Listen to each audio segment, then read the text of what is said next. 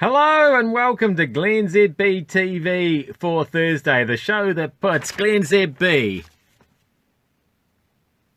up your Periscope. I'm bringing New Zealand to the world and the world to New Zealand. This was not quite what I'd hoped it was. This next story, when you just catch the TV out of the corner of your eye and then suddenly it's like what? Because I saw this headline and I thought, I assumed that this guy wasn't a space turkey. I assumed that he was announcing that we were being attacked by a giant space turkey. But alas, it wasn't to be. Because this was the next headline. The astronauts on the International Space Station are celebrating with dehydrated turkey and sides. Do you reckon celebrate and dehydrated turkey have you ever been in the same sentence before? I'm skeptical. I guess it's not easy being an astronaut and this is the kind of stuff you train for.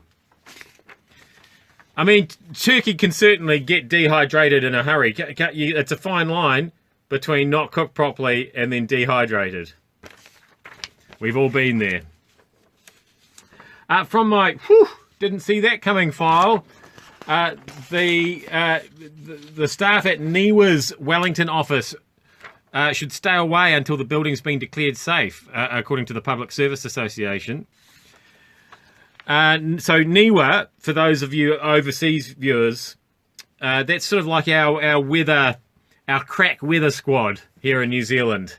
These are the people who know what's happening with weather and stuff that's going on with geology, that sort of thing.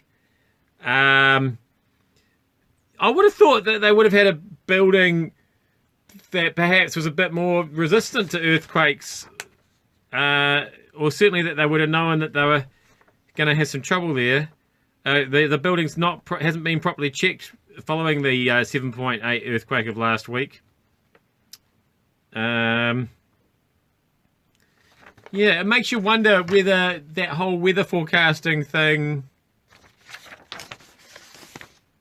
it's pretend, it's made up, isn't it? It's the biggest scandal of our time.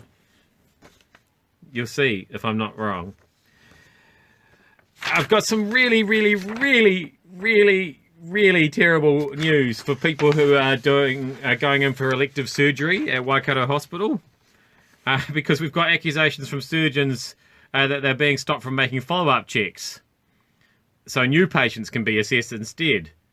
More than a dozen orthopaedic surgeons at Waikato have signed a letter. Here we go again with another one of these open letters, which I still don't quite know how they happen. Maybe I just don't have enough friends to put together a decent open letter. Is that what it is? Anyway. These surgeons are saying Waikato Hospital isn't a safe place for elective surgery. That's not what you want to... imagine if you hear that news story as you're about to go in for some elective surgery today. Do you think, maybe, can we just put that on hold for a bit? But not all surgeries can be put on hold for a bit, can they? It's depressing.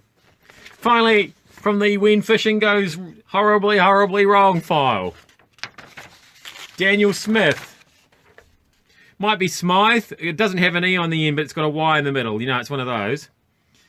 Daniel Smith / Smythe has been sentenced to 300 hours of community service for killing 38 endangered albatross. He killed them in April this year while fishing for southern bluefin tuna off the west coast of the South Island. See, this is weird. Your story, it doesn't go deep enough.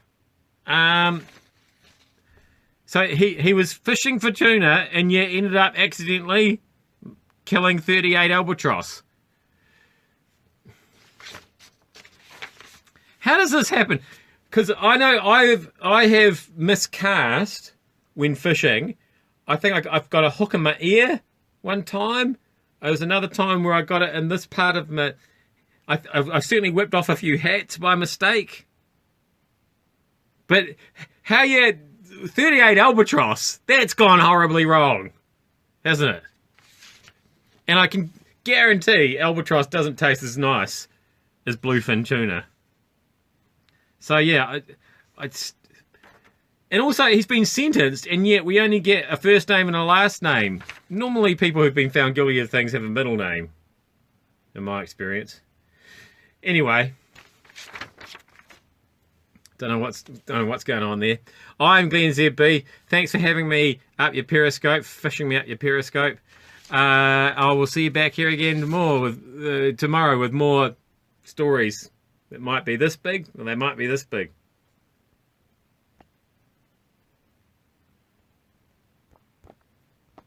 Sometimes the stop button just doesn't want to stop.